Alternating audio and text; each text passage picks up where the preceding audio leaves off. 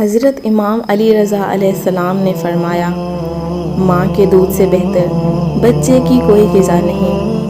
سرکہ بہترین غذا ہے۔ جس گھر میں سرکہ ہوگا اس کے اہل خانہ کبھی محتاج نہیں ہوں گے۔ انار میں ایک دانہ جنت کا ہوتا ہے۔ آپ نے فرمایا کہ شہد میں شفا ہے اور شہد کا تحفہ واپس نہیں کرنا چاہیے۔ گلاب جنت کے پھولوں کا سردار ہے۔ بن پشا کا تیل سر میں لگانے سے گرمیوں میں ٹھنڈک اور سردیوں میں گرمی کا فائدہ ہوتا ہے۔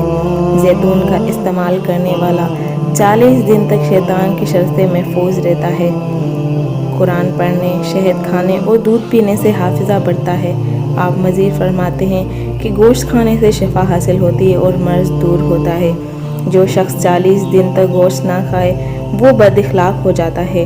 آپ مزید فرماتے ہیں کہ کھانے کی ابتدا نمک سے ہونی چاہیے۔ اس سے 70 امراض کی شفا ہوتی ہے، جن میں سے جذام بھی شامل ہے۔ آپ نے مزید فرمایا کہ مسور انبیاء کی غذا ہے۔ اس سے دل نرم ہوتا ہے اور آنسو پیدا ہوتے ہیں۔ کھانا ٹھنڈا کر کے اور پیالے کے کنارے سے کھانا چاہیے۔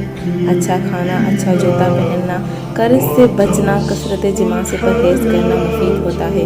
خدا سے روزی صدقہ دے کر طلب کیا کرو، بے شک وہ اس عمل کو بہت پسند کرتا ہے۔